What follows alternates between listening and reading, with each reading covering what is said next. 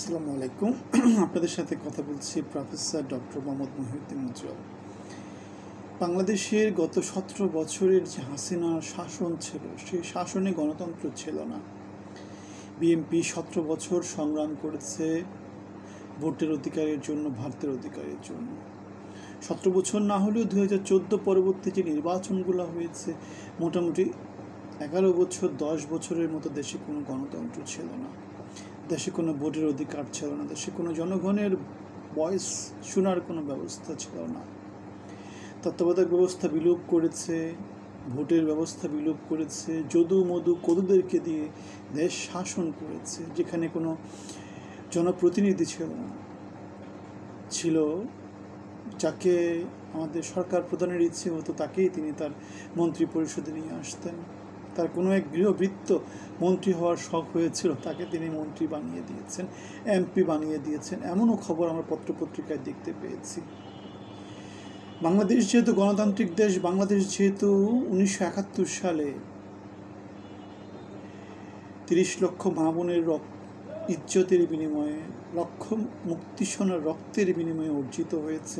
24-এ যেহেতু বাংলাদেশ হাজার হাজার তরুণ ছাত্র সমাজের রক্তের নিহত হওয়ার বিনিময়ে এবং হাজার হাজার ছাত্র তরুণের আহত হওয়ার বিনিময়ে বাংলাদেশ যেহেতু গণতান্ত্রিক পথে উত্তরিত হয়েছে, হওয়ার সংগ্রামে আছে, সুতরাং আমরা গণতন্ত্র চাইব। আমরা গণতন্ত্র চাইব, আমরা ভোটের অধিকার চাইব। ইউনূস সরকারের কাছে আমরা সেই জিনিসটা চাইব, যেমন করে আমরা হাসিনা সরকারের কাছে চেয়েছিলাম। বাংলাদেশ ইউনূসেরও না, ইউনূস সরকারেরও না। বাংলাদেশ হাসিনারও না, হাসিনা সরকারেরও না। বাংলাদেশ 20 কোটি জনসাধারণের। বাংলাদেশ গণপ্রজাতন্ত্রী বাংলাদেশ। প্রত্যেকটা মানুষের একটা করে ভোট। ইউনূসের যেমন একটা করে ভোট, হাসিনার যেমন একটা করে ভোট। প্রত্যেকটা মানুষকে মানুষ হিসেবে ট্রিট করব আমরা। সুতরাং গণতন্ত্র চাওয়া এবং ভোট চাওয়া কোনোভাবেই অপরাধ হতে পারে না। যদি বাংলাদেশ রাজতন্ত্র হতো, এক একটা ব্যাপার ছিল।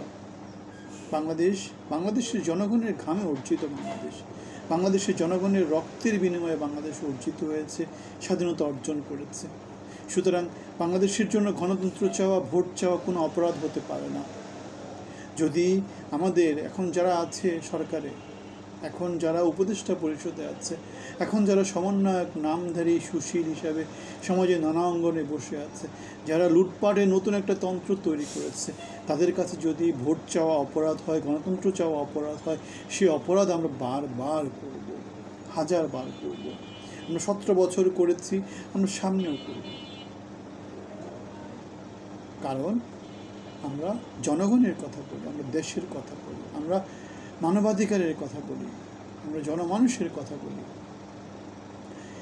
আমরা বিএনপি 17 বছরের গণতান্ত্রিক আন্দোলনে ছিলাম, আমরা জুলাই আগস্টের কোটা আন্দোলনে ছিলাম, আমরা 5 বছর আগে হাসিনা সরকারের বিরুদ্ধে কথা বলতে গিয়ে চাকরি হারিয়েছিলাম।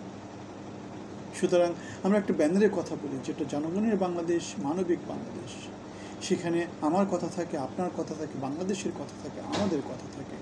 আমাদের সাথে অংশী হওয়ার জন্য আপনাকে আমন্ত্রণ জানাচ্ছি।